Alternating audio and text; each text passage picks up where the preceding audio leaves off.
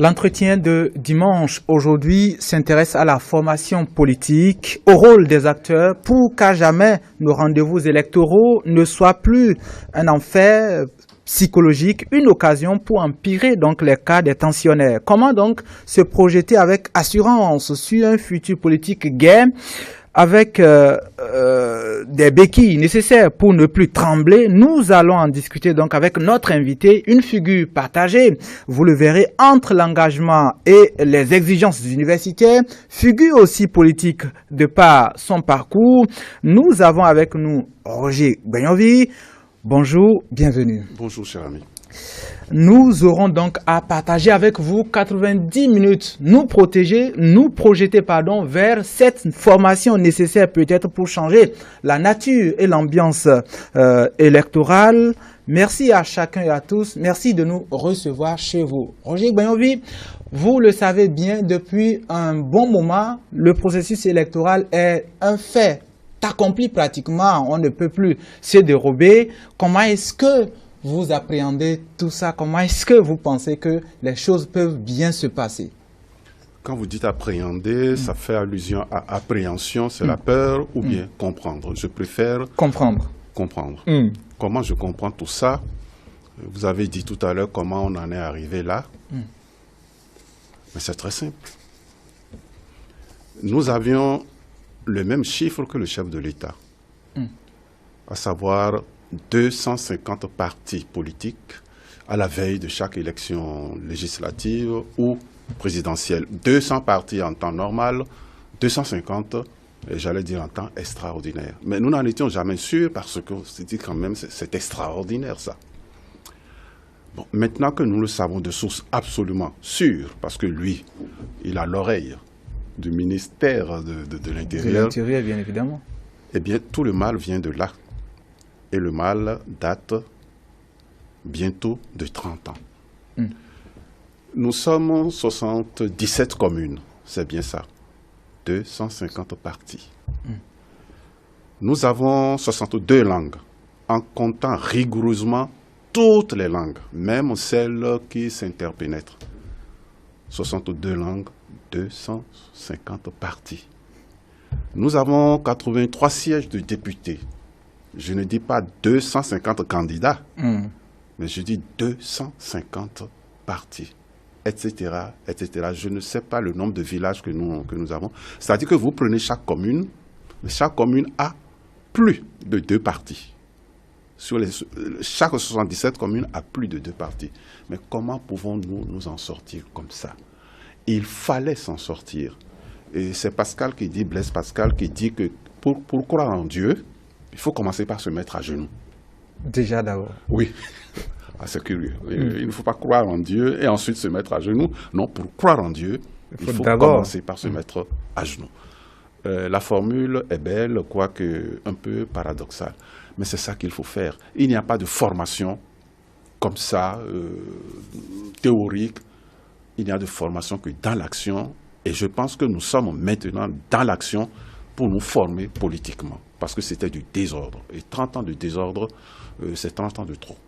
Voilà, on va revenir sur les éléments peut-être un peu plus saisissables par les téléspectateurs de cette formation-là. Oui. Mais aujourd'hui, il y a quand même un processus en cours, professeur.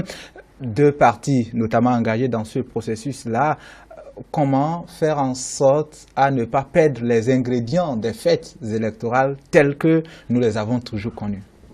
Il y aura nécessairement quelques pertes, j'allais dire de très bonnes pertes. Parce que depuis que le processus est engagé, bon, il y a eu d'abord beaucoup de débats, beaucoup de discussions et même beaucoup de disputes. Tout à fait. Maintenant, c'est engagé. J'avoue que je ne vois pas l'argent circuler. L'argent circule. L'argent pour acheter les électeurs. C'est une perte, c'est une des pertes que vous... Oui, c'est une des pertes, ça. Et j'ai bien dit une bonne perte. Ah, ok. Agréable perte, oui. L'argent ne circule plus autant qu'avant.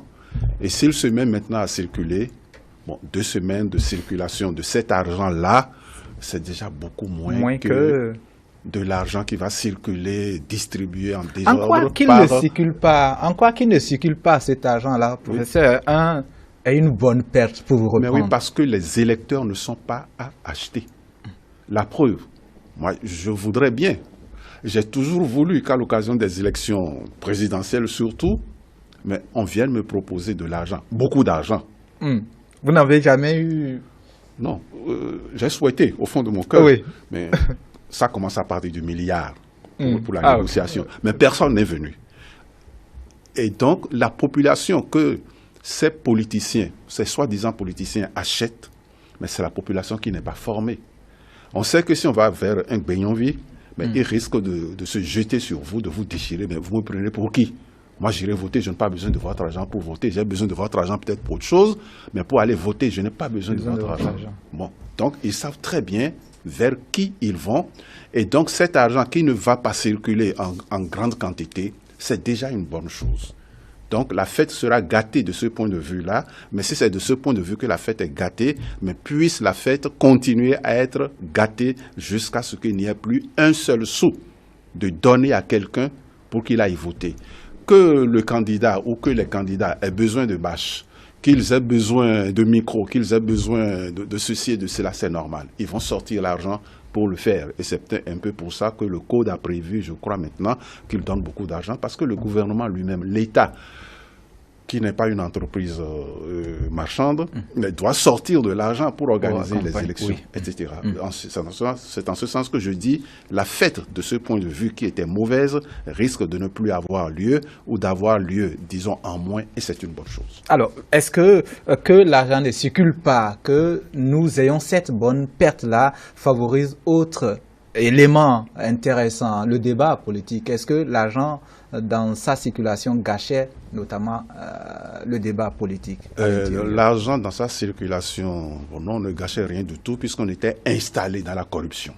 La corruption partout. Ce que la situation actuelle permet, c'est ce que je vais appeler, d'une formule galvaudée, une prise de conscience. Disons, nous avons commencé dans la douleur à apprendre à nous respecter.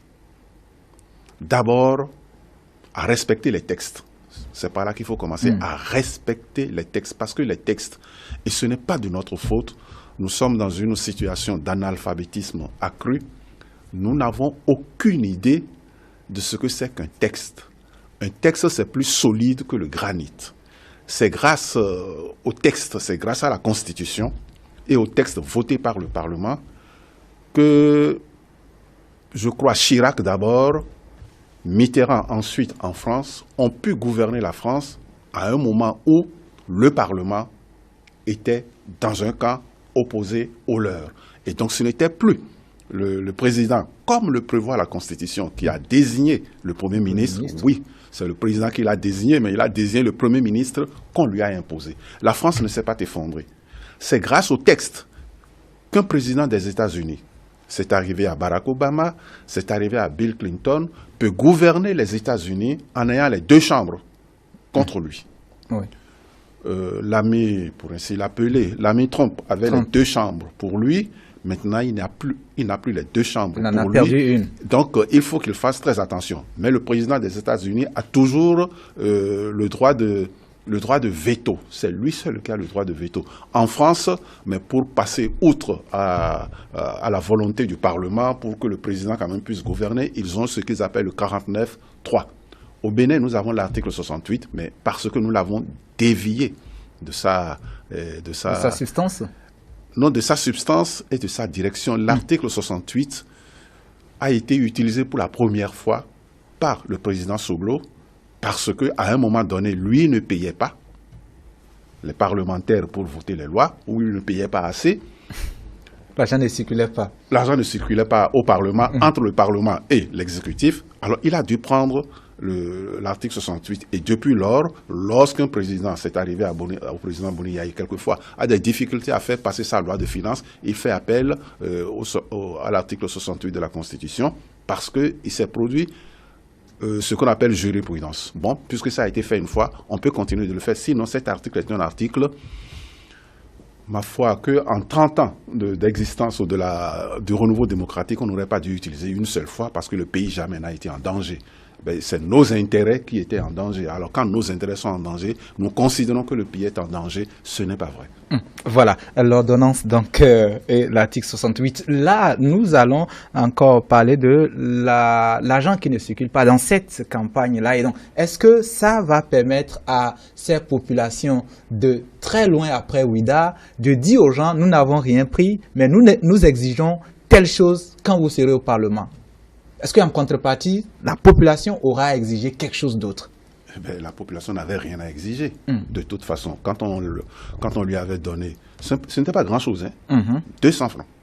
J'ai entendu des femmes à Ouida se dire, mais enfin, pour les 200 francs que je vais aller prendre là, on m'empêche de rentrer.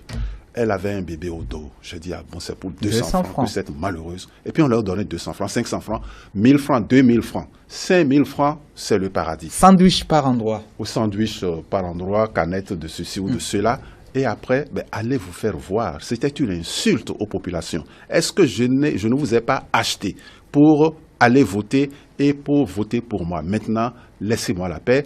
Je vais m'entendre au Parlement avec le président de la République pour récupérer mes sous. Donc les populations profondément insultées pendant la campagne n'avaient plus rien à réclamer pendant 4 ans. Ils attendaient 4 ans pour encore se faire acheter. C'est peut-être maintenant, et c'est sûrement maintenant que les populations vont se dire, mais il y a quelque chose qui ne fonctionne pas, qui ne fonctionne plus. On n'est pas à nous courir après parce que meeting ici, meeting là, on va au meeting de Benyonvi et puis on va au meeting de son adversaire, mais ce n'est pas parce qu'on aime les deux, c'est parce qu'on aime leur argent. C'est qui va en sortir. Alors quelque chose est en train de se passer qui va obliger les populations à s'interroger. Et s'interrogeant, ben, ils demanderont peut-être les bonnes réponses cette fois-ci. Ça va mettre du temps à se mettre en place, mais il fallait commencer et il me semble, j'en suis même sûr, que nous venons de commencer, je précise, dans la douleur. Et je vous ai dit tout à l'heure, apprendre à respecter les textes alors que nous sommes dans une situation d'analphabétisme qui dit trop son nom. Et donc les textes, ça nous dit rien. Nous passons le temps à les mettre de côté. Nous qui sommes allés à l'école, hein, c'est nous qui les mettons de côté pour faire plaisir à je ne sais pas trop qui. Maintenant, apprenant à respecter les textes, nous apprenons à nous respecter nous-mêmes. Parce que les 250 partis, alors que nous avons 62 langues, que nous n'avons certainement pas 62 ethnies, parce que les ethnies se regroupent autour des langues, ou les langues... Bon. À quoi servaient ces 250 partis? Mais à capter de l'argent. À capter l'argent de qui? L'argent de l'État. Notre argent qui doit servir à autre chose qu'à des gens voulant s'acheter 3 voitures et voulant être tout le temps dans les avions classe affaires, etc., etc. Notre argent doit servir à autre chose qu'à ça. Voilà, il y a tout de même que nous allons demander que pour que la fête soit belle, c'est quoi la participation, la partition à jouer par la société civile aujourd'hui? Si vous étiez acteur un peu plus que par le passé, acteur de la société civile, quel serait votre rôle, votre partition aujourd'hui pour que la fête soit un succès? Je vous ai parlé tout à l'heure de notre analphabétisme chronique. Depuis 1990, il faut quand même me féliciter pour ce que je vais dire. Chaque semaine, j'ai écrit une chronique. Chaque semaine? Chaque semaine. 1990? Oui, c'est-à-dire depuis le renouveau démocratique.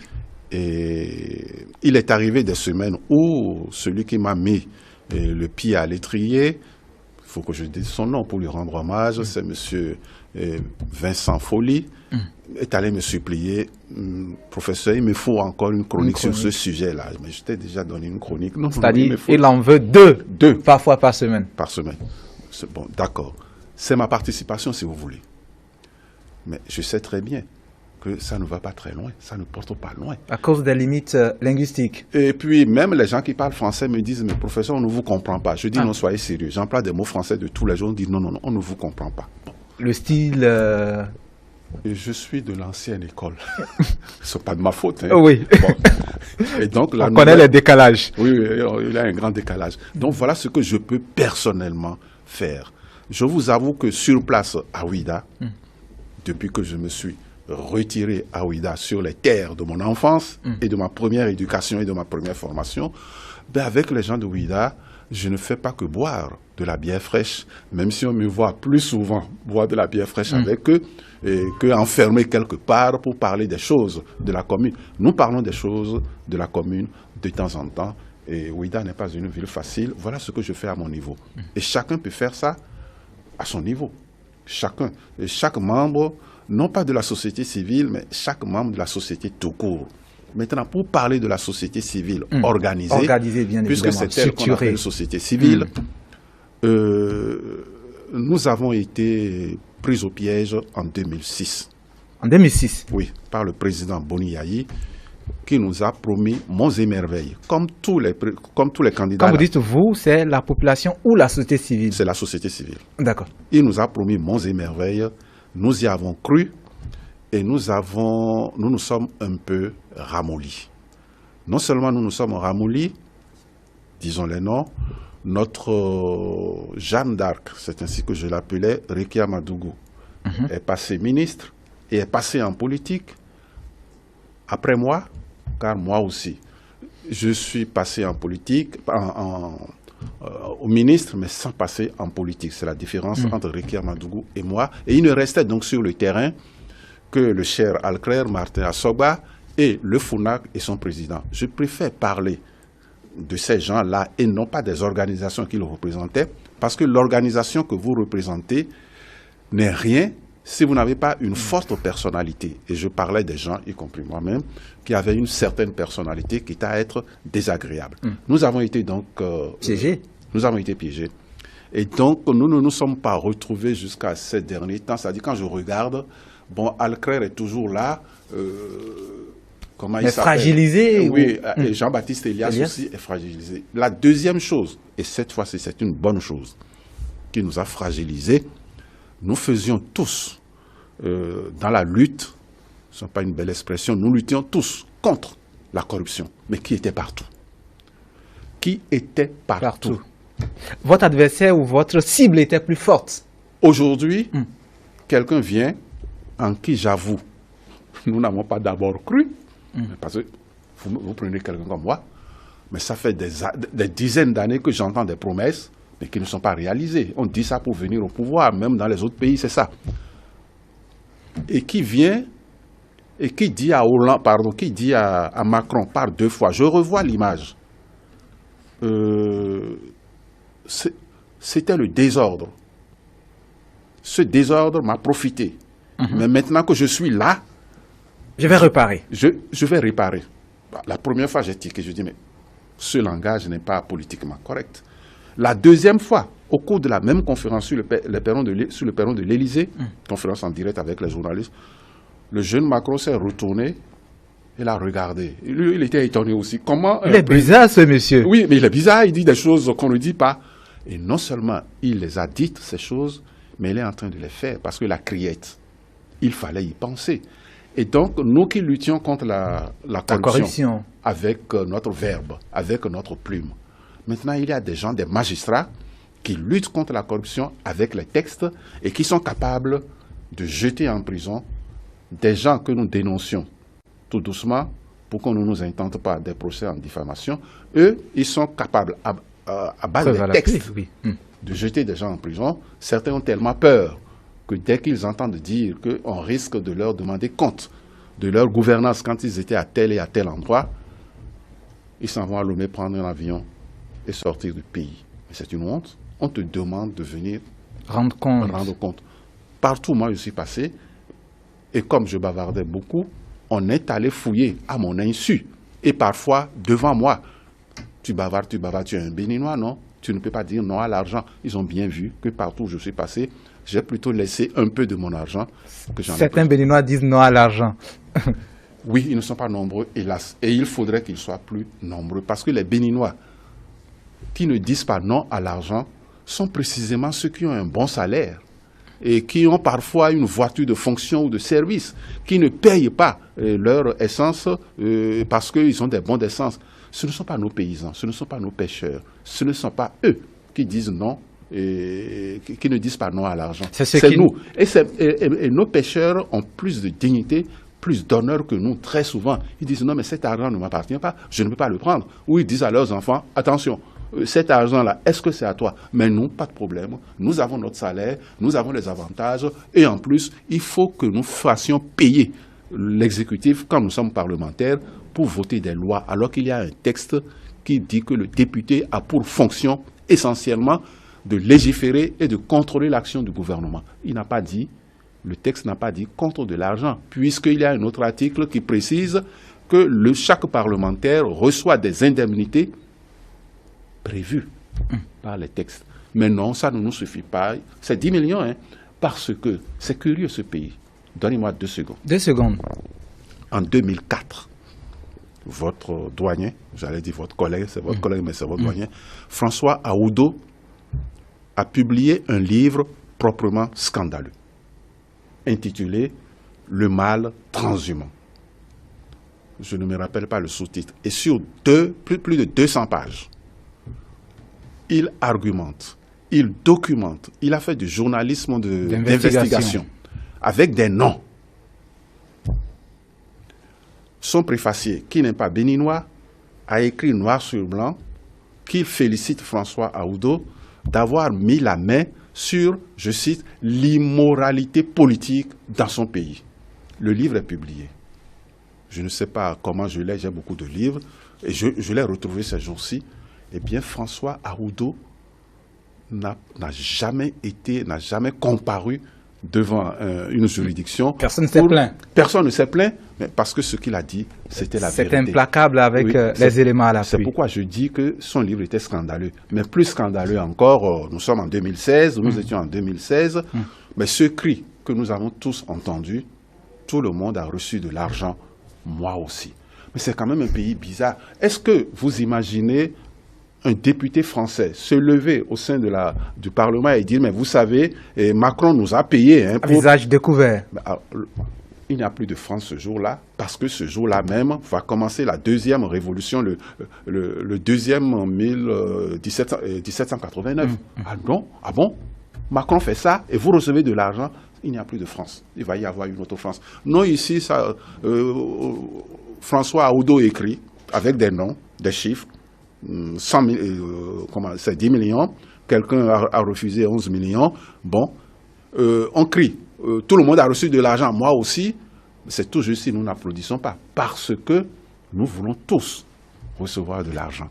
Nous voulons tous. On attend chacun son tour. Oui, on attend chacun son tour pour bénéficier de la corruption. C'est pourquoi on ne dit rien. Ça passe comme lettre à la poste, mais ce qui aurait dû nous empêcher tous de dormir, notre pays n'est pas gouverné, ou il est gouverné par des... Non, vous devinez le mot. on va, professeur, effectivement, ressortir un peu de l'insensibilité que nous avons à l'horreur, face à l'horreur de la corruption, pour revenir sur la nécessité de réussir cette belle fête. Peut-être qu'il y a des particularités, mais c'est une très belle fête. C'est quand même la réaction que vous avez face aux appels pratiquement à la violence. Que dire aux gens pour, on va dire, anéantir les effets de ces appels-là? Parce qu'il y en a qui osent appeler à la violence dans ce pays. Ben non, s'ils étaient comme moi, ils n'appelleraient pas à la violence. Et il est vrai que... Bon, je vais vous donner un exemple. Un exemple, professeur. Qui n'est pas théorique. Quelqu'un est allé voir les paysans chasseurs le nom de la ville m'échappe, dans la région de Kiliba, pour leur dire sortez. Sortez et... La sortie de la dernière fois ou autre élément? De la dernière fois. Sortez et faites de la violence. On a dû les payer. Parce que ces paysans chasseurs ne sont pas très au courant de vos histoires de partis ou d'opposition qui n'existent pas, mais qu'on appelle opposition. C'est vrai que pour un bon chasseur, la radio... Enfin, voilà. Qu'est-ce qu'on avait préparé? Je ne sais pas. Mais avec vous, je vais écrire un roman policier. Qu'est-ce qu'on avait préparé? Les forces de l'ordre, énervées, parce qu'ils ont été blessés, beaucoup de membres des forces de l'ordre ont été blessés. Énervés, tirent et abattent au hasard un de ces chasseurs-là qu'on a fait sortir. Peut-être que les réseaux sociaux que dominent ces gens qui appellent la violence étaient déjà aux aguets pour vous montrer des photos prises ailleurs montrant des corps par terre Gisons. pour dire ça y est. Talon est en train de tuer les gens à Quiliban. Le bruit se répand à Cotonou. Un coup part, on ne sait où, en plein marché d'Antokpa. Un coup part en plein marché d'Antokpa. Et voilà tout le Bénin. C'est ça que les gens voulaient, peut-être. C'est un roman policier. Un roman policier, je vous ai dit. Alors les gens qui appellent à la violence... Ce n'est pas une conclusion de complot, non. C'est un roman policier. C'est un roman policier, mais qui a été déjoué par la sagesse des forces de l'ordre. Qui n'ont tiré sur personne, mais sur qui on a tiré. Alors vous savez, un pays où les gens qui circulent librement peuvent tirer sur les forces de l'ordre, ce pays devient dangereux. Et jusqu'à ce jour, on ne nous a pas dit, l'État doit le savoir pourtant, on ne nous a pas dit qui est à l'origine de cette sortie des paysans de Quiliban. Donc, des chasseurs de Quiliban. Ceux qui appellent la violence n'aiment pas ce pays. C'est aussi simple que ça. Ils n'aiment pas ce pays et il faudrait les tenir de près pour qu'ils ne fassent pas n'importe quoi. Parce que le 29 avril, nous tenons à changer de parlement et à avoir un parlement qui soit un peu plus propre que tout ce que nous avons eu jusqu'ici. Donc ceux-là n'aiment pas le pays et il faut le leur faire comprendre. Quand on aime son pays, et je crois que les Béninois aiment leur pays, les Béninois eux-mêmes se chargeront de leur dire « D'accord, on vous a empêché d'aller aux élections, mais non, personne ne vous a empêché d'aller aux élections. Vous n'avez pas rempli les conditions pour aller aux élections. » C'est ça que j'appelle le respect des textes. Maintenant, vous allez vous préparer pendant 4 ans. Vous serez prêts pendant 4 ans à ressusciter les morts, puisqu'il y a des partis au sein desquels il y avait des morts. Le chef ne s'est jamais préoccupé de les faire remplacer. On le lui fait découvrir à la Sénat, et c'est là qu'il se dit, il y a quelque chose qui ne va pas. Alors, donc, mettons de côté le nouveau texte, faisons les élections avec l'ancien texte, ce qui aurait été, disons, la porte ouverte, mais grande ouverte à l'anarchie. On peut désormais voter un texte au Parlement, le mettre de côté et faire autre chose. Revenir à son précédent. Donc, alors, je réponds précisément à votre question. Ceux qui préconisent la violence d'ici le 28 avril, et peut-être même le 28 avril, n'aiment pas le pays. Le pays se chargera de leur dire, vous ne m'aimez pas, allez vous faire voir. Voilà, il y a quand même les institutions. Un mot sur comment est-ce qu'il faut pour que les institutions... Quelle action pour ces institutions-là pour que la fête soit agréable? Les différentes institutions impliquées. Lorsque vous parlez de la fête et qu'elle doit être agréable, mais pour moi, elle sera agréable. Elle a commencé déjà par l'être. Elle sera moins populaire que les fois passées. Parce que les populations analphabètes, qu'on a habituées à recevoir de l'argent pour aller voter et qui n'en recevront pas cette fois-ci, ou qui en recevront beaucoup moins, seront moins motivés pour aller voter. C'est lors des campagnes électorales que nous obtenons quelque chose de ces gens-là. J'ai entendu des femmes dire, passant devant ma maison, mais pourquoi lui veut que j'aille voter pour lui? Il ne m'a rien donné. Le rien, c'est 500 francs, 1000 francs au maximum. Donc nous serons un peu moins nombreux que les fois passées, parce que ils ne nous ont rien donné. Pourquoi veulent-ils qu'on aille voter? On revient à la normalité parce qu'ailleurs, effectivement, les gens investissent dans les porte-à-porte, c'est-à-dire les candidats et leurs réseaux se déplacent vers les gens, dans leur maison. C'est la normalité finalement. Non, ce n'est pas la normalité. Parce que moi, j'ai eu des parents très politisés. Mon père ouvrier maçon n'est jamais allé à l'école. Ma mère, femme de ménage, n'est jamais allée à l'école. Mais ils étaient très politisés. C'était simple. Tout le monde à Ouida était aligné derrière Ahomanegbé. Et pour que leur candidat Ahomanegbé gagne, ne soit pas laissé pour compte par le candidat de Porto Novo, parce que c'était une lutte entre Porto Novo entre Porto Novo, Abomey et Parakou. Mais mes parents se cotisaient avec d'autres pour que leur candidat ait ce qu'il faut. Et ils ne sont jamais revenus à la maison avec la moindre canette, avec le moindre sandwich. Au contraire, ils en ressortaient avec des choses qu'ils ne ramenaient pas. Parce qu'il fallait investir dans les partis. C'est ça qui est normal. Quand vous êtes membre d'un parti, eh bien, vous faites vivre le parti. Ce n'est pas le parti qui vous fait vivre. Ce n'est pas le parti qui vous fait vivre. J'espère que petit à petit, nous allons revenir à la normalité de l'époque de mes parents. Ils sont tous morts, bien évidemment, vu mon âge. Voilà. Alors, là, professeur, on a déjà fait une bonne partie du temps que nous avons ensemble avec vous. Et là, on va laisser la fête, elle est déjà agréable dans sa particularité et dans ce qu'elle nous prépare pour demain et parler de comment en est-on arrivé à ce que les élections soient des moments mouroirs pour les tensionnaires. Comment en est-on arrivé là? Ça, je ne sais pas. Pourquoi vous parlez d'occasion mouroir pour les tensionnaires? Bon, l'hypertension, ce n'est pas une bonne chose. L'hypo non plus. Mais il vaut mieux l'hypo que l'hyper, parce que l'hyper, ça vous emporte beaucoup plus vite que l'hypo. L'hypo, vous pouvez remonter, mais l'hyper, il est difficile de descendre. J'ai connu un moment de tension dans le pays. Et quand vous parlez de mouroir... Lié à l'élection présidentielle. D'accord. Et quand vous parlez de mouroir, ce n'était pas une image. 2 ou 3 personnes sont décédées. Une réalité alors? Oui, par crise cardiaque, parce qu'ils étaient des tensionnaires, en apprenant que le président Kérékou revenait pour remplacer le président Soglo. Sur le coup, devant leur télévision, ils sont morts net.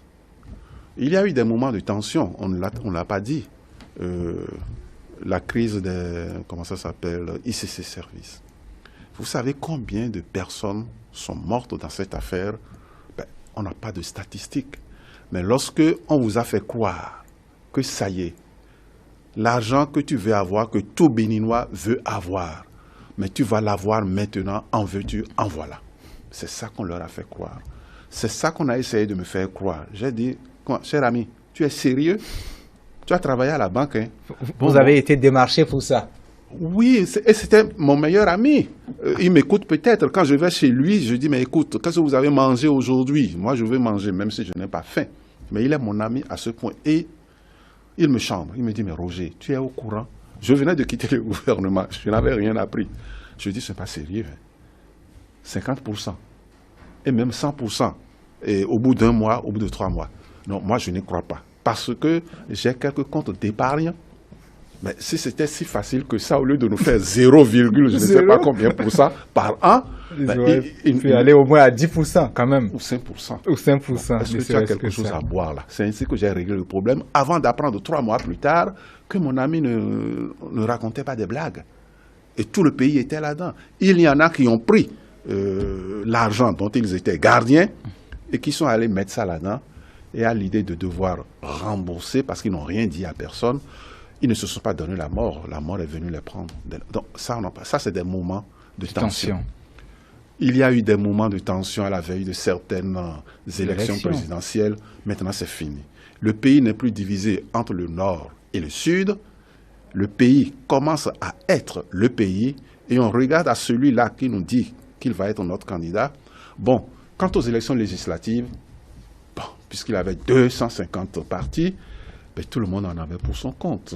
200 francs ici, 300 francs là. Donc ça a toujours été, ça n'a jamais été vraiment, ça n'a pas posé de problème. C'est peut-être maintenant que ça va poser problème. Je ne vois pas au nom de quoi ça va poser problème. Si j'en crois la comptabilité du président de la République, il y a autour de lui aujourd'hui, si j'ai bien retenu, 150 partis au sein des deux blocs là. Bon. Disons qu'au sein des 2 blocs, il y a 150 partis. Bon, il y a 100 partis qui n'ont pas pu remplir les conditions parce qu'ils n'ont pas voulu se mettre peut-être en bloc. Oh, si c'est eux qui vont gâter la fête, ils ne gâteront rien du tout. La fête sera belle, moins populaire, parce que nous avons habitué les populations à recevoir de l'argent pour aller voter pour nous. Beaucoup de populations, beaucoup de gens ne recevront rien du tout et n'estimeront pas devoir se déplacer. Voilà. Pour le cas, bien évidemment, de cette veille électorale, il y a eu quand même ce que certains ont appelé crise, qui peut-être n'en était pas une, où la recherche du consensus a pesé un peu sur les choses. Comment on est-on arrivé à prioriser, on va dire? Oui, la crise, c'est quoi? Les gens ont prononcé des mots forts. La démocratie béninoise est mise en danger. Nous ne sommes plus en démocratie, c'est la dictature. L'opposition est empêchée d'aller aux élections. Mais soyons sérieux. De qui parle-t-il? À qui surtout parle-t-il? À des imbéciles? Nous n'avons jamais eu ni opposition, ni majorité. Déjà. Au Parlement. C'est nous-mêmes qui avons baptisé notre Parlement d'une jolie formule, Parlement à géométrie variable. Je n'invente rien. Nous avons toujours eu un Parlement à géométrie variable. Avec 150 partis, chaque député se représentait peut-être lui-même et venait au Parlement pour négocier son poste de député, pour négocier ses votes avec l'exécutif. Et donc, à chaque vote important, à chaque loi importante apportée par l'exécutif pour être votée, mais l'exécutif devait sortir notre argent pour acheter par-dessous la table le nombre de députés qu'il lui fallait. C'est dans le livre de Aoudo, si par hasard vous en doutez. Et donc, on n'a jamais eu de majorité. Et subitement, tout le monde dit l'opposition est empêchée. L'opposition, quelle opposition? Empêchée par qui? Il y a quand même un groupe qui s'identifie comme étant le groupe des mécontents. Le groupe des mécontents. Mécontents de quoi? Mécontents de ce qu'on leur demande de respecter les textes. Le groupe de mécontents. J'ai dû employer l'autre jour, face à mon ami, non, il était au téléphone, c'est le président Soglo. Je dis, Monsieur le Président, parce que nous sommes amis depuis toujours et nous le resterons, j'espère, après la mort de l'un ou de l'autre. Je dis, Monsieur le Président, il me semble que vous avez pris la tête de l'opposition. Votre place n'est pas là. C'est trop petit pour vous. Et je comptais l'enfoncer lorsqu'il a été appelé par un autre... nous reprendrons la conversation. Il n'y a pas d'opposition. Et je voulais dire au président de la République, non monsieur, mon ami, non monsieur le président, vous n'avez pas le droit de prendre la tête des mécontents. Mais les mécontents, il y en aura toujours. Mais ça ne forme pas une opposition. J'ai vu des marches où j'en ai vu une. Même diffusée par, je ne ferai la publicité à aucune autre télévision qu'à celle-ci. Mais permettez-moi de dire que là, j'étais face à France 24. La grande marche annoncée des opposants. Mais je n'ai pas vu, je n'ai pas entendu les voix que j'entends habituellement et je n'ai pas vu les gens que je vois habituellement. Où étaient-ils? Alors c'est des gens tout à fait nouveaux et comme je ne vis plus à Cotonou, je les voyais pour la première fois et je les entendais pour la première fois. Je dis, ah bon, c'est ça? C'est eux qui représentent l'opposition? Non, ils représentent les mécontents. Et puis on a bien vu qu'il n'y avait pas beaucoup de monde à ces marches-là. Non, le pays va bien, je crois. Le pays va bien. Maintenant, il y a des gens qui s'amusent parce qu'ils sont mécontents. Il faut que tout le monde soit mécontent. Il faut mettre le pays à feu et à sang, ce qui oblige l'État. Et moi, j'aime pas ça. Mais enfin, je ne suis pas l'État. Ce qui oblige l'État à sortir des chars. Les chars, ce n'est pas contre le peuple. Lorsque Boni Yahi les a sortis, il y avait une tension réelle à Porto Novo, à cause de ce chaos auquel on n'a rien compris. Mais si à cause d'un chaos électoral, le pays doit prendre feu à partir de Porto Novo, il vaut mieux sortir les chars pour faire peur, pour faire peur aux incendiaires. Bon, aujourd'hui, il y en a qui menacent, qui s'en vont demander aux chasseurs de sortir avec leur tchakaviou, qui ne fait pas... Bon, alors... On a commencé à montrer le bout des chars. J'avoue qu'à Ouida, je n'en ai pas vu. Pas encore. Et c'est tant mieux. Et donc, ces chars ne sont pas sortis contre le peuple, mais c'est pour protéger le peuple. Mais je regrette qu'on en soit arrivé, en temps de paix, à sortir les chars. Alors, il y a tout de même que c'est vrai que vous rappelez que tout va bien, que c'est juste le respect des textes qui pose problème à certains niveaux, au niveau de certaines personnes, mais il y a quand même la résurgence de ce mot-là, consensus. Ce n'est pas la première fois, malgré mon jeune âge, que au cours des processus électoraux ou au cours de certains moments importants, que ce mot commence par dominer tout le vocabulaire politique. Oui, ce mot commence à dominer tout le vocabulaire politique et c'est un joli mot. Et il faut rechercher le consensus. Il le faut. Il faut rechercher le consensus. Si le consensus doit nous amener à plier notre constitution et à la mettre en poche, alors là, ce n'est plus le consensus. Si le consensus doit nous amener à plier une loi voté par le Parlement. Je veux parler du nouveau code électoral, la charte des partis politiques. Ben, si le consensus trouvé doit nous amener à mettre une croix sur le texte, sur les textes, permettez-moi de le dire très simplement, c'est fichu, parce que ça fait jurisprudence. Donc désormais, les 83 députés ne servent plus à rien. Ce sont des ustensiles de cuisine. On peut balancer dans un coin les textes qu'ils ont votés et leur dire « Votez-nous un autre texte, celui-là nous ne pouvons pas l'appliquer, il est trop difficile. » Et puis cette constitution, écoutez, changez-la nous ou modifiez-la pour que... Alors, on n'a plus de règles, on n'a plus de boussole. C'est là que les mécontents dont je parle et qui ne forment pas une opposition, c'est là que les mécontents voulaient nous conduire, afin qu'on dise peut-être, vous voyez, Talon, vous l'avez dit, c'est un petit dictateur. C'est là qu'ils voulaient nous conduire, à déchirer tous les textes et que le pays devienne n'importe quoi. Non, on ne déchirera pas les textes, bien que nous soyons analphabètes, et le pays ne deviendra pas n'importe quoi. Alors, il y a quand même, c'est vrai que vous dites qu'il n'y a rien qui a des mécontents, effectivement, du point de vue respect des textes. Oui. Tout de même, revenons sur le fait que... À propos de mécontents, moi aussi je ne suis pas toujours content. Hein. Okay. J'ai dû payer, il n'y a pas très longtemps, ma femme et moi, nous avons dû payer impôt domanial. On a payé quelque chose de très fort. La mairie dit que, bon, mais entre autres, nous devons payer 8 000 francs pour l'enlèvement des ordures. Ah ben, nous n'avons jamais vu la mairie se mêler de venir enlever nos ordures. Mais on paye d'abord, on est mécontent, on paye d'abord, on va discuter ensuite. Voilà. Bon, voilà, il y a tout de même à se demander. C'est vrai que finalement aussi, parmi ceux qui ont été frappés par l'application des tests, il n'y a pas que l'opposition qui crie, il n'y a pas que les mécontents, comme vous les appelez, il y a eu des partis de la mouvance, l'UDBN un peu passé par là, le PRD passé par là. Oui. Comment est-ce qu'on en est arrivé à cette faillite du respect ou de la conformisation face aux tests? Écoutez, vous prenez le PRD pour lequel j'ai beaucoup de respect, le PRD en tant que parti, mais le PRD est là depuis le renouveau démocratique. Toute une histoire. C'est toute une histoire.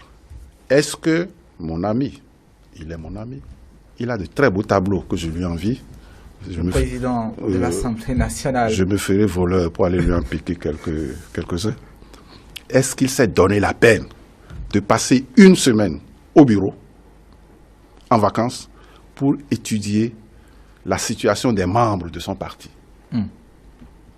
Je pense qu'il ne s'est pas donné ce temps-là pour s'occuper du vieux parti. C'est des gens qui s'en occupaient pour lui et qui venaient lui rendre compte. Alors si subitement, Emmanuel Tiando et son groupe, ben celui-ci est mort. Ah ben celui-ci est mort. Et puis sa carte d'identité, ce n'est pas la sienne, etc. Et si c'est là que le président Ngouéji, à la tête d'un vieux parti, découvre qu'il y a des morts dans son parti, c'est peut-être un peu trop tard pour les ressusciter. Je ne sais pas s'il est capable de ressusciter les morts. Quant à l'UDBN, un parti plutôt jeune, est-ce que ma jeune sœur, Madame Prudencio, s'est donné la même peine? Parce qu'elle est quand même dans une région très peuplée, j'allais dire populeuse. Est-ce que tous ceux-là avaient leur carte d'identité? Est-ce que tous payaient leurs impôts, si petits soient-ils, etc., etc. Donc, même des partis de la mouvance ont été pris de court et n'ont pu constater que nous avons 4 ans pour nous mettre en règle. Et il ne faut pas qu'ils se fassent enfin, à leur place. Enfin, je n'ai pas réussi du premier coup tous les examens. Si, quand même. Oui, enfin, il avait la deuxième session. Pour vous rattraper. Oui, il avait la deuxième session et j'ai loupé la première partie du bac, mais je l'ai rattrapé à la deuxième session. Bon, ok. Il y a toujours une deuxième session, ou alors, mais vous attendez l'année prochaine. Ici, l'année prochaine, c'est dans 4 ans. Mais si vous êtes un parti bien constitué, l'UDBN, le PRD, même si M. Ngouéji, le président Ngouéji, prend congé de son parti, parce que quand même, il faut maintenant qu'il fasse sa retraite, mais un parti comme celui-là, un parti comme celui de la jeune Prudencio, mais peut se refaire une santé et une bonne santé en 4 ans, et dire, voilà, il y a 4 ans, je n'avais pas rempli les conditions, maintenant je les remplis doublement, et vous allez voir ce que vous allez voir. Je vais mener une campagne tambour battant, et je vais envoyer au Parlement une dizaine de députés pour l'UDBN, ou une vingtaine, etc. Mais dans 4 ans, c'est vite fait. Moi, je ne serai peut-être plus là. Mais vous, par exemple, vous serez encore là. Et vous dites, mais Guillaume avait dit que 4 ans, c'est demain. Nous y sommes. Et donc, il faut qu'ils prennent leur patience, leur mal en patience. Bon, ils ont fait des fautes. Ils ont 4 ans pour les corriger. Finalement, peut-être même la session de rattrapage, la petite session de rattrapage, c'est le communal. Et déjà, l'année prochaine, ça se pointe donc à l'horizon. Oui. Il y a quand même, à vous entendre, une question qui peut venir. C'est celle de vous demander, finalement, vous êtes satisfait de ce que la réforme du système partisan produit déjà? Je n'ai pas attendu le président Talon pour dire que quand même, 250 partis, c'est trop. Je n'ai pas attendu le président Talon pour écrire cette chronique où je demande qu'on ramène les partis politiques à 3. Seulement. Oui, notre constitution a commis une erreur. Nous sortions, vous n'étiez pas là, ou vous étiez encore à vous amuser dans le sable, dans la poussière. Nous sommes sortis en 1990. Non pas seulement du parti unique, mais de la pensée unique, groupement des femmes unique, groupement de la jeunesse unique. Tout était unique. Tout était unique. Et peut-être que les constitutionnalistes ont dit, ce peuple qui a tant souffert pendant près de 2 décennies, il faut lui permettre de respirer, il faut lui permettre de s'en donner à cœur joie. C'est comme si on prenait notre revanche. Oui, on prenait notre revanche, 250 partis. Si la Constitution avait dit c'est bien, parti unique, c'est fini. Mais attention, pas plus de 3, pas plus de 5, arrangez-vous. Pas plus de 5 partis politiques ou pas plus de 3 partis politiques. Les constitutionnalistes nous auraient rendu un très bon service. Mais ils nous ont pris pour des adultes et puis nous nous sommes comportés comme des enfants. Alors, ils n'ont peut-être pas eu tort de nous prendre pour des adultes. C'est nous qui avons eu tort de nous prendre pour des enfants. On s'est amusé. 250 partis. Ça ne veut rien dire. La réforme a commencé par vous intéresser. Sinon, elle produit déjà des produits qui vous... La réforme a commencé à m'intéresser avant de devenir la réforme. Parce que le président Patrice Talon, il était dans les affaires, il était dans le coton. Ensuite, il est allé en exil. Mais nous, on était sur le terrain, on voyait les dégâts. Je ne l'ai pas inspiré. Enfin, il connaît le pays. Je ne l'ai pas inspiré. S'il a lu l'une ou l'autre de mes chroniques, c'est que quelqu'un le lui a refilé entre les mains, parce que le cotonnier qu'il était ne s'occupait pas de lire les chroniques. Bon, mais c'est vous dire que la réforme, avant d'advenir, nous interpellait déjà, les quelques-uns, nous intéressait, et les quelques-uns que les Béninois se plaisent à insulter, c'est des gens rassasiés. Dès que vous proposez aux Béninois de votre calibre, qui sont allés à l'école, mais quelque chose de noble, Bouillonville, là, il fait partie des gens rassasiés. C'est-à-dire, c'est tout pour le ventre. Alors, s'il parle comme ça, c'est que lui n'a plus de problème de ventre. Mais oui, c'est vrai que je n'en ai plus. Mais combien de boules de pâtes je vais manger, moi, tout seul par jour? Non. Et donc, une fois qu'on a réglé ce problème de ventre, soyons honnêtes, mais on peut maintenant le régler pour ceux qui n'ont pas le temps de dépenser ou qui n'ont que le temps de penser à ce qu'ils vont manger, à ce que leurs enfants vont manger. Et tous les matins, c'est à ça qu'ils pensent. Et toutes les nuits, c'est à ça qu'ils pensent. J'avoue que tous les matins, quand moi je me lève, je ne pense pas à ça. Et toutes les nuits, je ne pense pas à ça parce que ce problème est réglé. Mais une fois que ce problème est réglé, je n'accepte pas qu'un autre professeur me traite de gens rassasiés, qui n'a plus de problème et qui donc peut venir nous dire que 250 partis, c'est trop. Voilà. De toutes les façons, vous connaissez le monde politique, hein. Vous connaissez pratiquement les principaux acteurs. Tout le monde, comme vous, attendait la réforme, l'appelait de tout le Alors, tout le monde ne l'attendait pas. Ah, ok. Certains étaient jaloux de cette pluralité que d'autres appellent sauvage. J'ai eu ici à 4, donc j'étais l'un des 4, autour de cette table même, une discussion chaude, où notre doyen, le doyen du groupe, ah non, lui militait pour la multiplicité intégrale. On aurait même pu passer de 250 à 300, ça ne les gênait pas. Nous avons été deux à lui dire, deux professeurs d'ailleurs, c'est à notre honneur, deux professeurs d'université à lui dire, mais non, il faut qu'on règle ce problème. Donc tout le monde ne l'attendait pas. Et c'est pour ça qu'il y a des mécontents.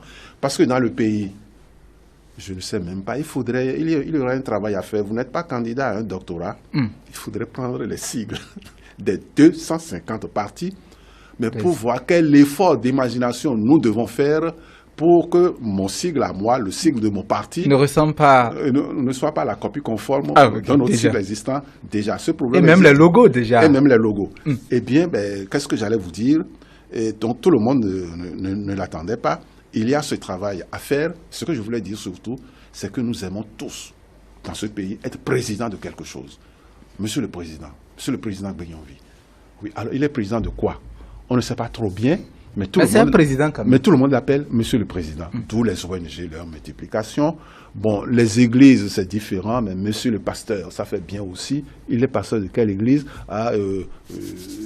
Jésus-Christ qui reviendra. Bon, d'accord, parce qu'il y a des églises, les églises aussi ont des problèmes. Tout à fait. Les églises chrétiennes, il y en a plus de 300. Plus de 300 sur l'étendue du territoire, il faudrait prendre leur nom aussi. Comment ces églises-là s'arrangent arrive à trouver un nom nouveau et qui soit toujours autour de Jésus-Christ. Non, nous avons des problèmes.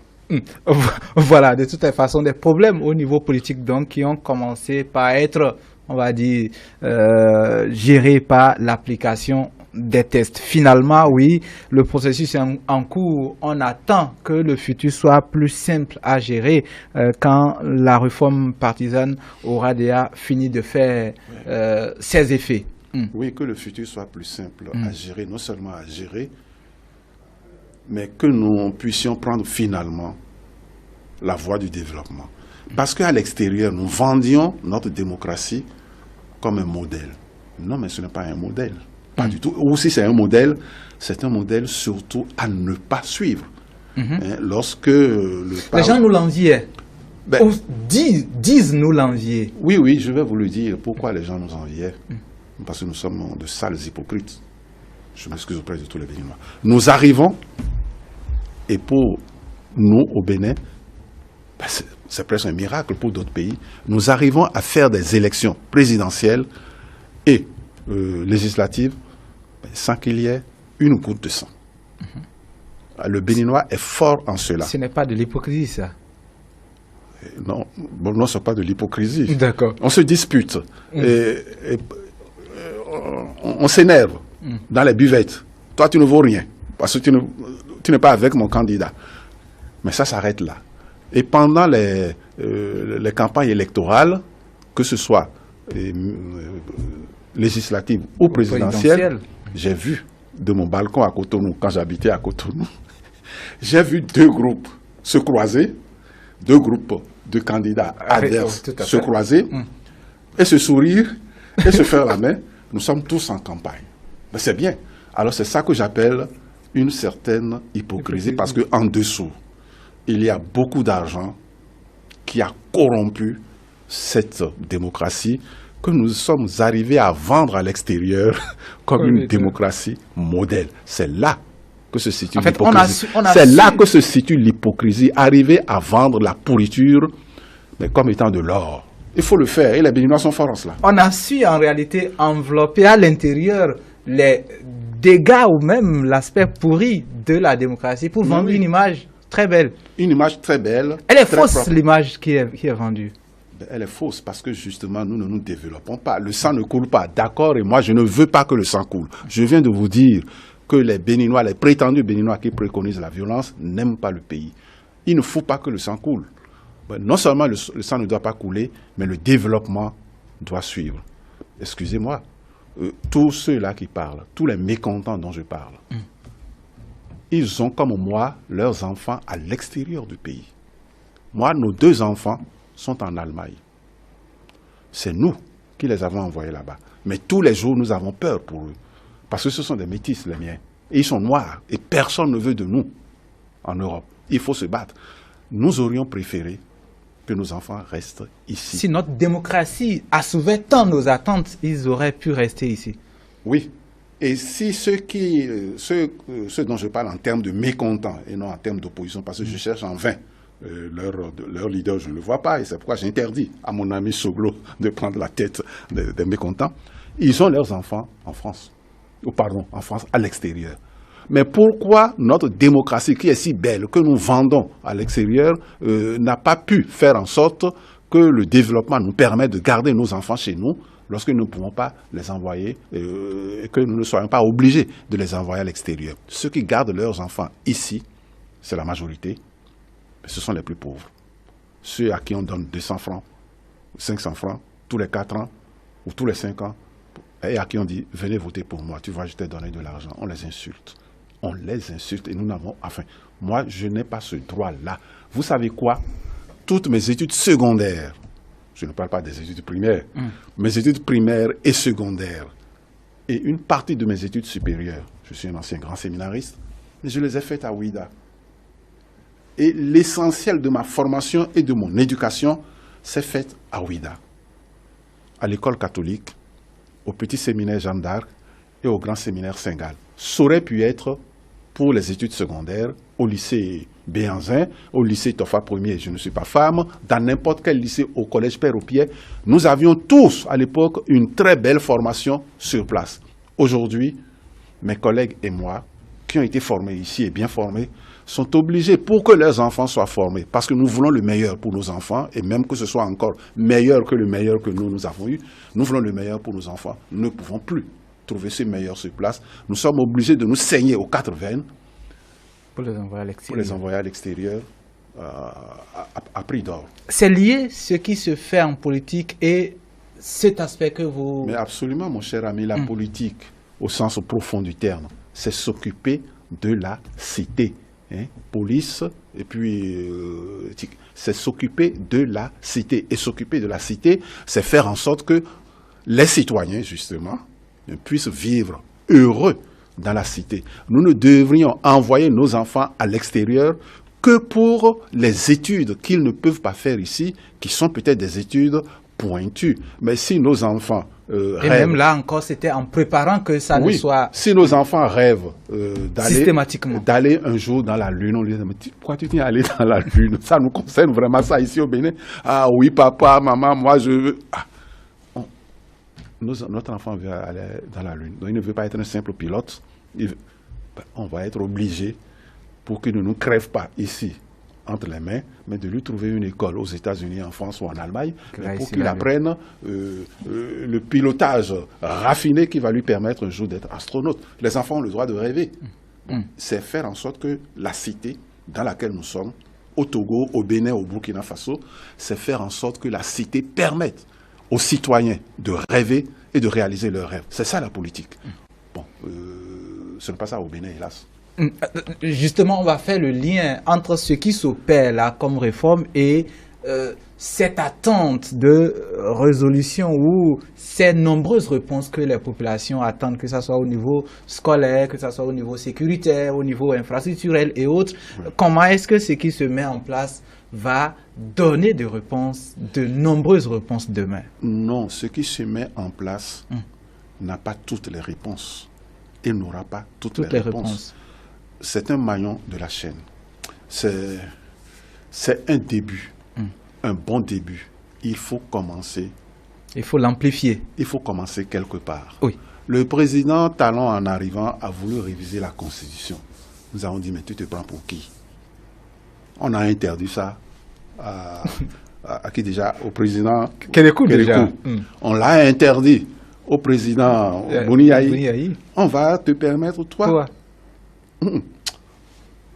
Bon, d'accord. Il avait envie de faire des réformes. Alors, il s'est mis à raser les murs. Qu'il m'excuse. Il s'est mis à raser les murs pour faire quand même... Pour faire avancer les choses. Oui, pour faire quand même tout ce qu'il peut faire avec cette constitution qu'il n'aime pas, puisqu'il voulait la changer, la transformer. Mais il faut l'en féliciter. Ce qu'on lui a interdit de faire, parce que là, ça aurait été très facile. Désormais, 3 partis, etc., etc., etc. Non. Il le fait en rasant les murs. Il voulait le faire en marchant gaillardement sur un boulevard. On lui a dit Raccourci, non. Oui, on lui a dit non, pas ici. La Constitution, on n'y touche pas. C'est aussi sacré que la Bible. Je dis n'importe quoi, vous m'excusez. Ils ne sont pas aussi sacrés que la Bible. Mais alors là, qu'est-ce que je vais faire? eh bien, je vais garder la Constitution et puis essayer de faire le plus de réformes possible avec cette Constitution qu'on m'oblige à garder. Voilà. C'est vrai que même si c'est un début. Et ce début nous permettra, à partir du 29 avril, de faire de grands pas. Quand nous aurons résolu ce problème politico-politicien, nous pourrons beaucoup plus facilement aller ailleurs. Je le dis, il y a des décisions à prendre. Il y a des lois à voter. Il y a un article de la Constitution qui dit, je ne me rappelle pas le numéro, c'est un seul alinéa, les lois pour diriger le pays se prennent concurremment entre le gouvernement et le Parlement. Le Parlement peut proposer des lois. Or, le Parlement n'en propose point, mon cher ami, parce que le Parlement attend que ce soit l'exécutif qui propose pour lui dire, tu veux qu'on vote, paye. Ils ne sont pas sérieux. Il y a tellement de problèmes dans le pays que les lois doivent résoudre. Parce que si vous ne prenez pas une loi contre tel travers nouveau, mais comment vous allez pouvoir le légiférer et le faire? Or, non, les députés. Excusez-moi, je ne suis pas un alcoolique, mais j'aime bien la bière fraîche. Des amis sont allés me chercher et on était dans une buvette à Ouida, une grande buvette. Qu'est-ce que je vois? Deux jeunes gens en train de fumer, je ne sais pas trop quoi. La bouteille. Oui, la bouteille. La chicha, ça s'appelle. Ah, là, moi, je n'ai jamais fumé rien du tout dans ma vie. Dans ma vie, je dis, mais c'est quoi ça? Ils ont donné la chicha. Je dis, c'est quoi? Ah, ça vient de l'Inde, etc. Ah bon? Et qu'est-ce qu'ils mettent là dans toutes sortes de choses, de la drogue, etc. Je pense qu'il faudrait une loi, moi personnellement, pour interdire ça. Mais s'il n'y a pas une loi, de quel droit, qui que vous soyez, ira voir un jeune homme pour lui dire arrête? Non, il faut que la loi l'interdise d'abord, parce que ça, c'est une mauvaise habitude de prendre de la drogue. C'est vrai que les spécialistes de la santé ont attiré l'attention des gens. Oui, je vous donne un exemple concret. Vous savez que un parent meurt, mais tout l'environnement doit cesser de dormir pendant 3 jours. Tout à fait. Les enterrements, c'est très important chez nous. Je débarque à Ouida et je vois un jour que quelqu'un est mort quelque part et c'est tout à côté de ma maison que la fête va s'organiser. Avec mon voisin, mon voisin se met à hurler. Ça ne se passe. Je dis non. J'ai un texte, j'ai le texte. Et je prends le texte et je vais voir le commissaire de police. Je dis voilà, il veut nous empêcher de dormir pendant 3 jours. Est-ce que le commissaire de police connaissait le texte? Je ne sais pas. Regardez le texte, signé par le président Kérékou et par 6 autres ministres. Et le texte est très précis. Le président Kérékou? Oui, depuis le président Kérékou. Le moment où vous pouvez commencer à faire du bruit, et il est dit qu'à 21h, le bruit s'arrête. Ça devait s'arrêter.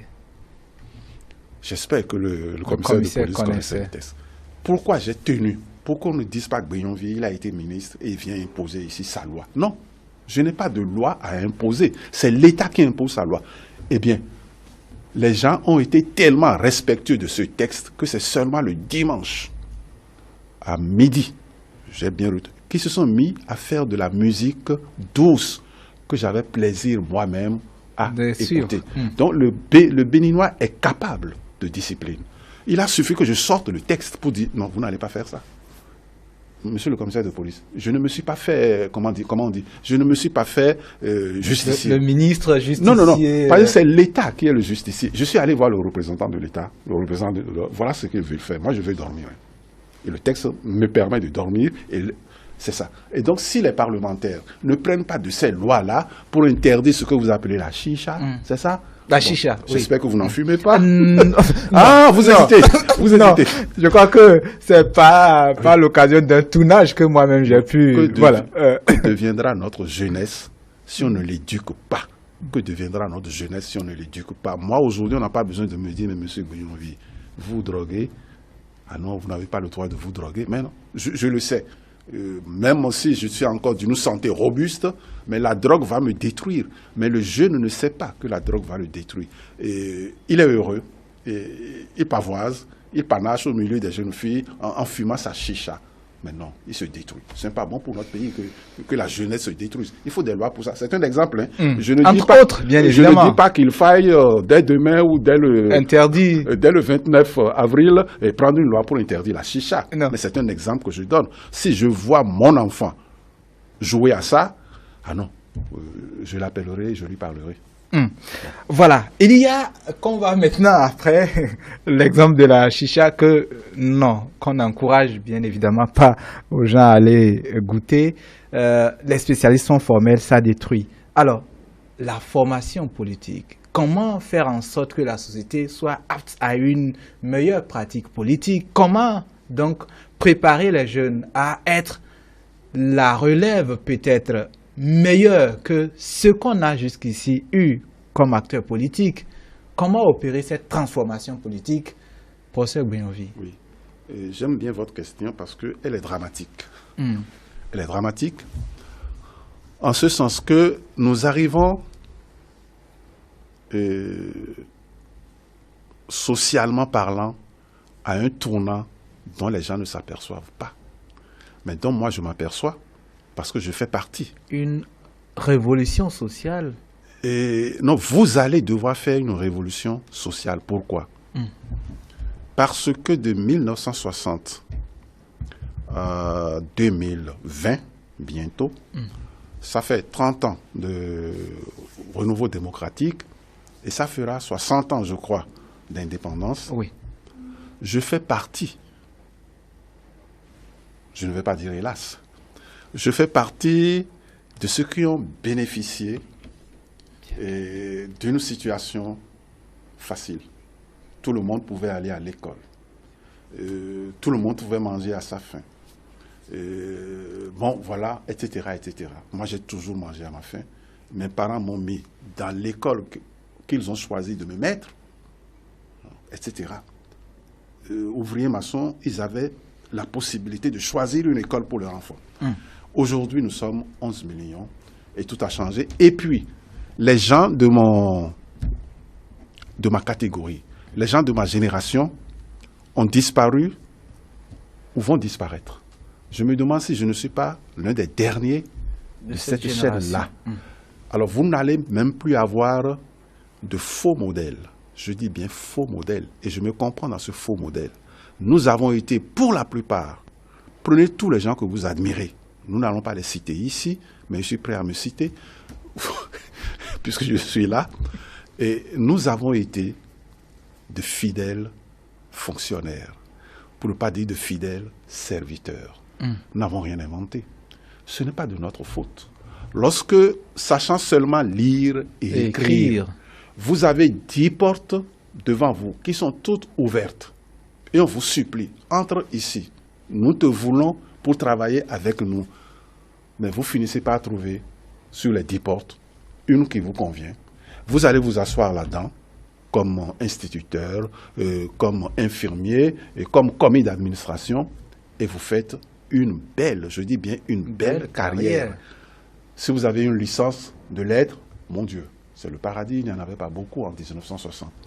Eh bien, tous ces gens-là sont en train de disparaître. Ces gens-là que vous prenez pour modèle, alors que ce sont de faux modèles, nous n'avons rien entrepris. Il nous a suffi d'entrer. Je ne vais quand même pas... Il n'y avait pas d'adversité. Non, je ne vais pas inventer une 11e porte lorsqu'on m'en propose 10 qui sont déjà ouvertes. Je ne peux pas occuper les 10 postes, je ne peux pas entrer par les 10 portes, mais j'entre par l'une des portes et ça suffit. Donc, rien ne nous a obligés à nous creuser les méninges. À vous surpasser. À nous surpasser. Votre tour arrive. Et c'est ça l'éducation peut-être qu'on va vous donner. Ben attention, hier, tout était facile. Ils ont été de bons fonctionnaires, de bons serviteurs. Aujourd'hui, les choses se sont compliquées et vous ne pouvez pas vous contenter d'être de bons fonctionnaires. Il faut imaginer l'avenir. Je crois que c'est Thomas Sankara qui le disait, inventer l'avenir. Même au Bénin, autant qu'au Burkina Faso, nous devons inventer l'avenir. Pas moi, pas ceux de ma génération. Nous n'avons pas eu à l'inventer, mais vous. Vous devez inventer l'avenir. Il faut en prendre conscience. Ne restez pas là à dire « Ah, on nous complique la situation, etc. Eux, ils ont eu tous les avantages. Et maintenant, non. Nous n'avons pas eu tous les avantages. Tous les avantages étaient là. Nous n'avions qu'à choisir. À votre tour, il n'y en a plus de disponibles. Vous devez inventer l'avenir pour parler comme Thomas Sankara. Et donc, on va vous éduquer dans ce sens pour le peu de temps qu'il nous reste encore à vivre avec vous. Alors, comment cette éducation-là, si vous voulez, cette formation-là va s'opérer, surtout au niveau politique? Est-ce les écoles ou les acteurs politiques? Quelle école politique pour les jeunes? Parce que finalement, oui, ce seront les gestionnaires de la cité qui vont inventer l'avenir, comme vous le dites. Moi, j'ai un dada. Et ce n'est pas une lubie. Je l'ai démontré à plusieurs reprises. Vous allez dire que je répète la même chose. Non, je ne répète pas la même chose puisque je le dis depuis 30 ans. C'est même ça qui m'a valu d'être appelé au gouvernement pour le ministère que vous savez. Lorsque l'homme naît, l'homme ou la femme, si on ne vous élève pas au milieu des animaux, dont vous aurez le langage, mais vous avez le langage de votre ethnie, le langage de votre pays. Je veux dire la langue de votre pays. Ici, c'est la langue de votre ethnie. En France, où l'ethnie est française, recouvre toute la France, vous avez le français. Aux États-Unis, si vous venez du Mexique, il faut quand même que vous parliez l'anglais, etc., etc. Attention, c'est ça. Vous héritez de la parole. Mais l'homme a inventé, l'homme s'est aperçu que la parole ne le conduisait pas loin. Il a inventé l'écriture. Ah, vous allez me dire, nous écrivons. Non, nous n'écrivons pas. Parce que l'UNESCO dit, ce n'est pas moi qui le dis, je peux vous apporter les textes, l'UNESCO dit que pour maîtriser le développement, que pour maîtriser la science qu'on acquiert grâce à l'écriture, il faut que l'enfant, mais la plus petite enfance, apprenne à lire et à écrire dans sa langue maternelle. Personne ne lui dit que le fond là, ça va l'aider à se développer. Et que ça va être le seul instrument de développement. Pourvu qu'il se mette à écrire et à lire le fond. Non, on dit, mais c'est par là que tu commences. Parce que c'est avec cette langue-là que tu as été engendré. C'est cette langue-là que tu entendais parler quand tu n'étais qu'un fœtus, qu'un embryon. Pendant 3 ans, non, 2, non, pendant 1 an, sur le dos de ta mère, tu n'entendais que ça. Tu as 3 ans, on te met à l'école, c'est à 3 ans qu'on les met maintenant à l'école. On appelle plus ça à partant maternel. Et puis, on propulse l'enfant vers notre univers. Il y a une brusque rupture. En lui apprenant à écrire. On l'envoie ailleurs. Vous parlez tout à l'heure de tensions, mais il y a des tensions psychologiques qui ne sont pas résolues. Résultat, vous prenez quelqu'un comme moi, que sommes-nous? Nous sommes des répétiteurs. Brillants répétiteurs peut-être, mais nous ne sommes pas plus performants qu'un bon perroquet. Nous n'avons rien inventé et nous n'inventerons rien parce que l'instrument d'invention, l'instrument de création, nous l'avons reçu, pour ce qui me concerne, en français. Vos enfants le recevront peut-être cet instrument en anglais. Eh bien, ils répéteront l'univers anglais, comme nous avons répété l'univers français, plus ou moins bien l'univers français, etc., etc. Alors que, c'est démontré par l'UNESCO, si nous avions reçu cette arme magique dans notre langue maternelle, si petite, si réduite soit-elle, nous serions disposés, peut-être pas tous, à être des génies, mais on compterait parmi nous des génies. Est-ce que nous avons des génies parmi nous? Quand je dis ça, les gens me disent, mais Brionville, tu exagères, nous avons des génies. Et ils se mettent à me citer des choses nulles et non avenues. Je dis, mais c'est ça que vous appelez génie? Eh bien, allez vous faire voir. Voilà. Pour vous, donc, résoudre la question de la formation. Il faut commencer par là. Il faut que les gens écrivent. Il faut déjà opérer le changement au niveau éducatif et il faut que les gens écrivent. Oui, ce n'est pas du temps perdu. C'est-à-dire que ma mère, elle est décédée. Depuis pas depuis si longtemps que ça. Elle est décédée à 95 ans, paraît-il. Non, mon cousin me dit, mais non, tu dis n'importe quoi, ta mère est décédée à 110 ans. Elle est décédée de toute façon. On peut comprendre pourquoi. Bon. Il n'y a pas de précision de date. Elle est très intelligente. Mais j'aurais mis, je crois, 3 mois pour lui apprendre, à l'âge de 90 ans, à écrire et à lire le fond. J'aurais mis 3 mois. Parce que elle a vieilli, ça s'est un peu rouillé à l'intérieur, elle est accrochée tout le temps à son chapelet. D'accord. Elle n'a pas la notion de l'abstraction. Elle a vécu 90 ans, si c'est à 90 ans que je l'apprends, elle a vécu jusqu'à 90 ans sans avoir la notion de l'abstraction. Et donc, il faut qu'elle fasse un effort pour avoir la notion de l'abstraction. Tandis que l'enfant que je prends à 3 ans n'a aucun effort à faire. Je lui dis tam-tam, parce que j'en vois circuler là. Je lui dis tam-tam, ça s'appelle rond. Et puis voilà comment ça s'écrit. Ah d'accord? Bon, chaque fois qu'il lit rond, il sait que il ça fait la liaison avec tam-tam.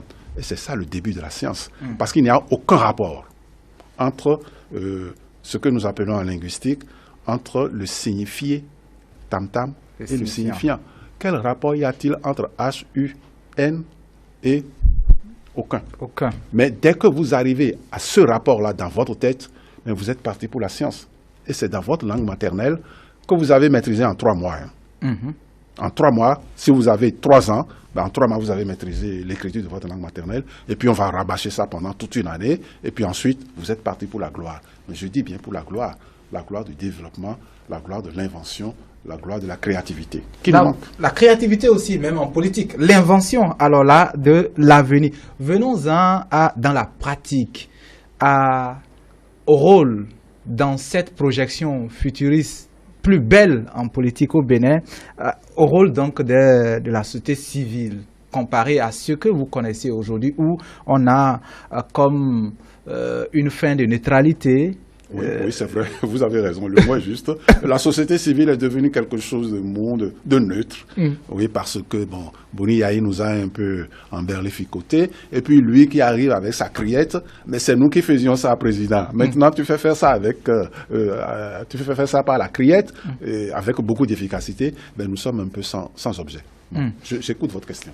Maintenant, finalement aussi, même quand cette société civile est sans objet, il n'y a que celles qui osent, ou ces partis qui osent agir quand même, installer une confusion. Les partis politiques? Non. Les partis politiques n'ont aucune audace. Les sociétés civiles, il y a quand même comme une confusion entre leurs prérogatives et les prérogatives de certaines institutions étatiques. Tout ça, comment arranger ça pour une action dynamique demain? Il n'y a jamais de confusion entre ce que fait la société civile et ce que fait la classe politique. Si la classe politique fait quelque chose, il ne peut y avoir que complémentarité.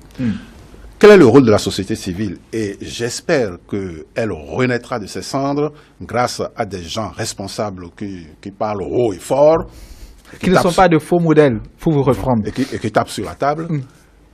La société civile attire l'attention de la classe politique parce que la société civile ne peut pas faire grand-chose sur des points donnés. Je vous donne un exemple. Un exemple. Si vous allez dans nos prisons, enfin, pas dans toutes les, je ne suis pas allé dans toutes les prisons. J'ai eu l'occasion d'aller régulièrement dans la prison de Ouidah, pas comme prisonnier, mais pour rendre visite à un ancien ministre qui y siégeait.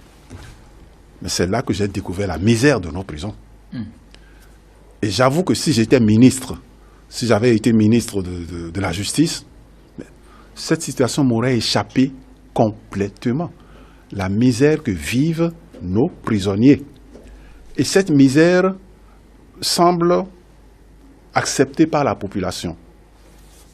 Ils sont fautifs, ils n'ont qu'à souffrir. Ils sont fautifs, mais c'est des hommes et des femmes.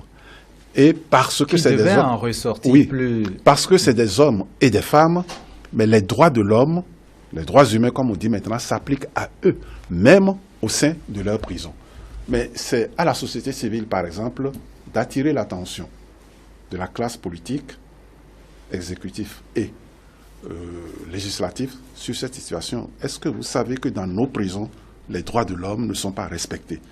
Ah, le ministre peut vous dire, mais les droits de l'homme, juste dans les prisons? Ah, oui, monsieur le ministre, oui, madame la ministre, on doit respecter les droits de l'homme, même en prison pour des gens qui ont commis une faute. Alors, à force de le dire, À force de le démontrer, vous avez signé des textes qui vous obligent, l'État béninois signe des textes qui l'obligent à respecter les prisonniers. Vous ne respectez pas les prisonniers.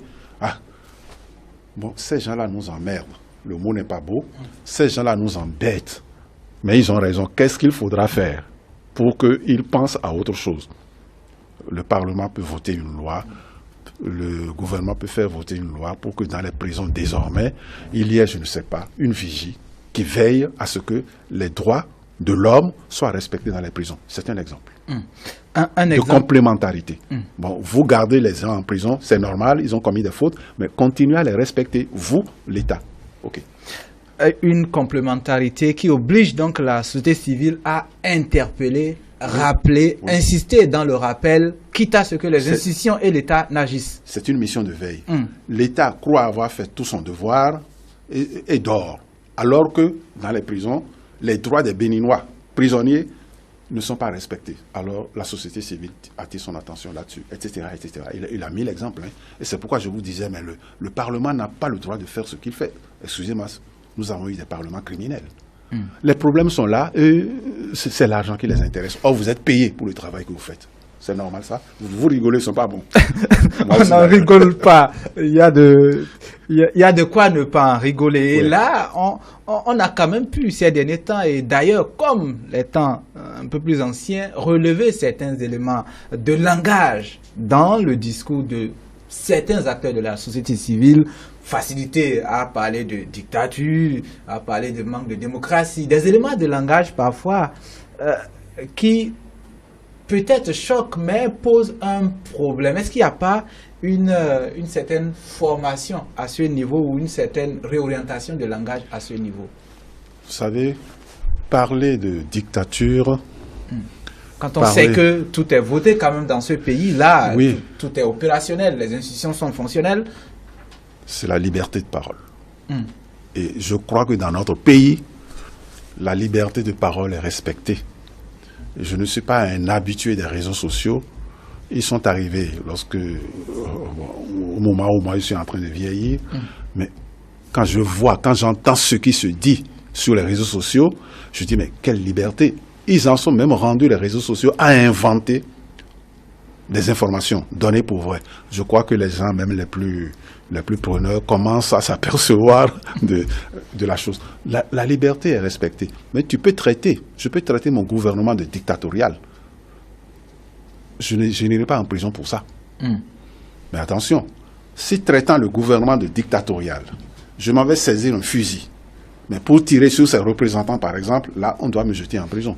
Mais traiter un gouvernement de dictatorial, alors que c'est le gouvernement peut-être le plus démocratique du monde, mais si de votre point de vue, il est dictatorial, mais vous le dites, et vous allez dormir tranquille. Moi, latif ou simple, je peux le dire, mais voilà, Roger Gbéonvi, acteur et peut-être responsable de Transparency International, quand il le dit, c'est autre chose. Oui. Alors si Gbéonvi le dit, et s'il est responsable, il doit le démontrer. Maintenant, s'il le dit pour le dire, il n'est pas responsable. On finira par lui dire, monsieur Gbéonvi, taisez-vous. À votre âge, avec votre formation, etc., vous n'avez pas le droit de dire ce que vous dites. Je parle des gens simples qui disent, bon, on a trop d'impôts à payer, c'est de la dictature. Bon, il dit ça, mais il paye l'impôt. C'est bon. Ah non, c'est de la dictature, on nous renvoie des rues que nous occupions. C'est de la dictature. Je dis, mais enfin, vous étiez vraiment à votre place. Ce n'est pas un domaine public. Bon, soyez sérieux. Maintenant, ils peuvent parler de dictature à propos de tout et de n'importe quoi. Pourvu que, parlant librement, ils ne se mettent pas à agir librement, à tirer librement sur les forces de l'ordre, par exemple, que personne n'aille les chercher dans leur brousse, où ils sont tranquilles pour dire sortez et tirer sur les forces de l'ordre. Là, c'est un crime. C'est un crime. Mais on a le droit de dire que le gouvernement est dictatorial parce que voilà, ils ont augmenté, ils ont doublé l'impôt que je dois payer. Ils sont fous, quoi. Vous les traitez de fous. On a le droit de le dire. Mais attention, vous les traitez de fous en parole, mais ne les traitez pas de fous en acte.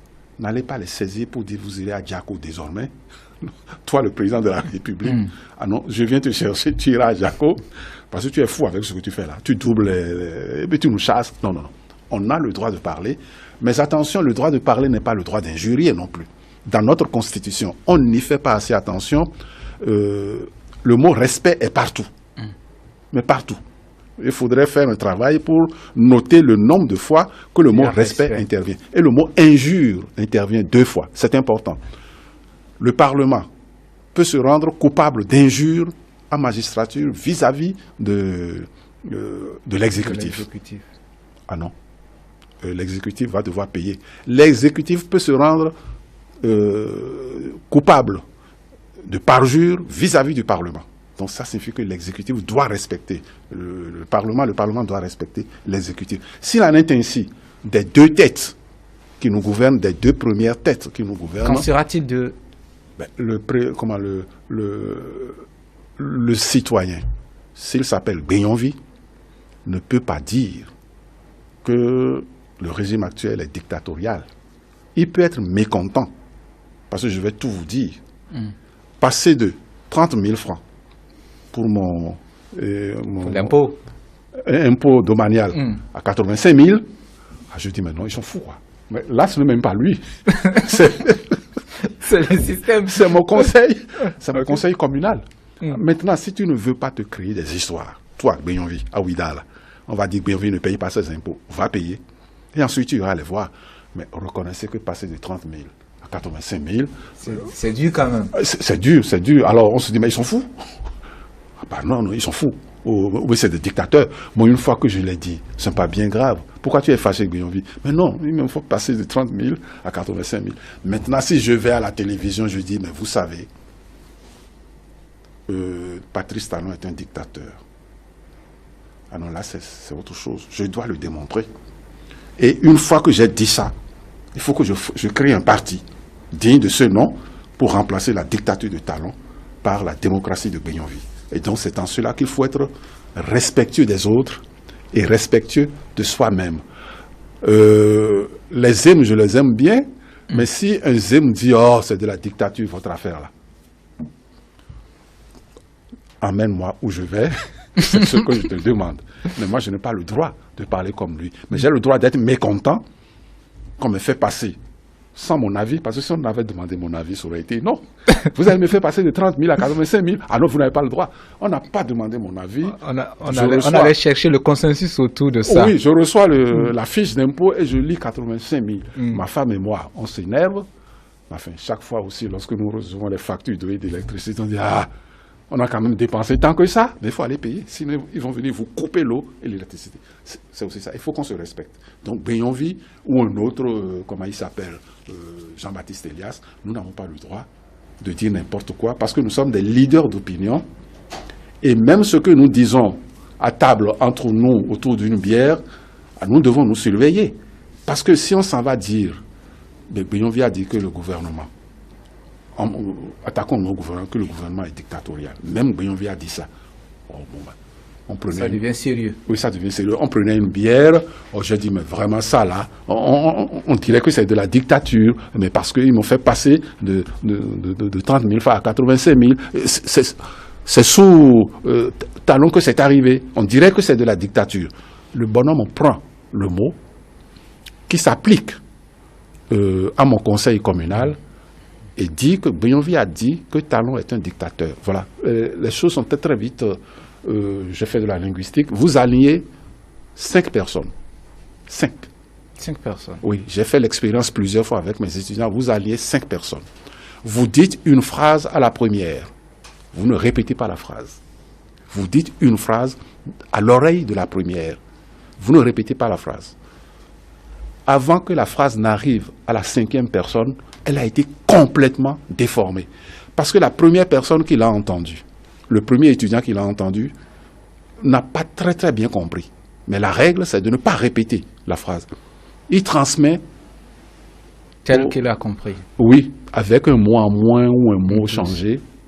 Et vous ne reconnaissez pas votre phrase à la 5e personne. Alliez 10 personnes, et vous voyez ce que ça donne. Et ça, c'est des éléments de langage. Vous lâchez un mot, bon, malheureux, autour d'une bière, le mot est transformé, Benyonvi a dit. Et à partir de ce moment-là, même si Benyonvi dit ça, mais c'est que c'est vrai, mais on vous le disait, non? Benyonvi a dit que Talon est un dictateur. Donc nous devons faire très attention. Très attention à ce que nous disons. Nous, leader d'opinion. Ce que le Zémidjan dit autour de la bière ne sont pas bien graves. Il n'est pas leader d'opinion. Alors, on va conclure cet entretien par ce qu'il faut qu'on postule pour la jeunesse pour que demain, cette jeunesse-là puisse, en lieu et place des faux modèles, être mieux que ce que notre société a eu jusqu'ici. Mais déjà qu'elle prenne conscience, cette jeunesse, que les modèles qu'elle a eus et dont je fais partie sont de faux modèles et que ce n'est pas de leur faute. Personne ne leur a demandé, aucune situation ne les a obligés à, comment vous avez dit tout à l'heure, à se surpasser. À se surpasser. Nous n'avions pas besoin de nous surpasser. Il faut déjà que la jeunesse prenne conscience de ça. Cette époque est terminée. Elle est terminée depuis que depuis que la révolution a échoué et a commencé à renvoyer des fonctionnaires. C'est en ce moment que le modèle a échoué et que nous aurions dû prendre conscience que nous sommes de faux modèles parce que c'est nous qui avons conduit à ça. Maintenant, vous le savez, que l'État n'est pas une entreprise qui embauche tout le monde, tous ceux qui savent lire et écrire, non.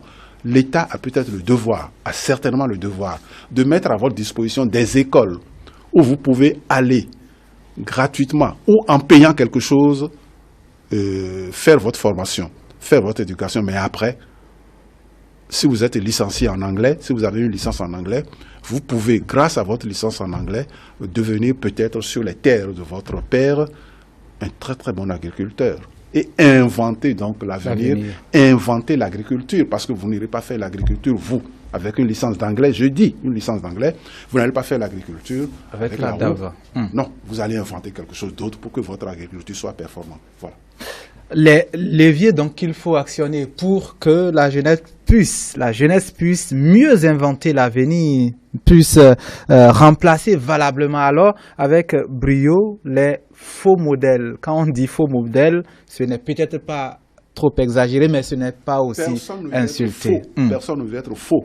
Mais quand on voit notre parcours, on ne peut pas nous prendre pour modèle si l'on veut inventer l'avenir. Parce que nous n'avons rien inventé. Et j'insiste là-dessus. Nous n'avons rien inventé. Prenez tous les noms auxquels je pense que je ne vais pas citer. Nous n'avons rien inventé parce que nous n'avions pas besoin d'inventer. Non. Voilà, c'est tout. Mais vous avez le devoir d'inventer. Le devoir d'inventer parce que les circonstances ne sont plus les mêmes. C'était Roger Benyonvi, universitaire, oui, aussi avec son parcours, il n'a pas été indifférent à la politique ni aussi à la société civile. Merci d'être venu à nous, comme d'ailleurs toujours quand nous vous le demandons. Merci beaucoup. C'est un bon dimanche. À rendre à la jeunesse. Il se trouve qu'avec mon âge, même sans avoir ouvert les livres, il y a une partie de l'histoire que je connais forcément. Donc je peux partager ça avec vous.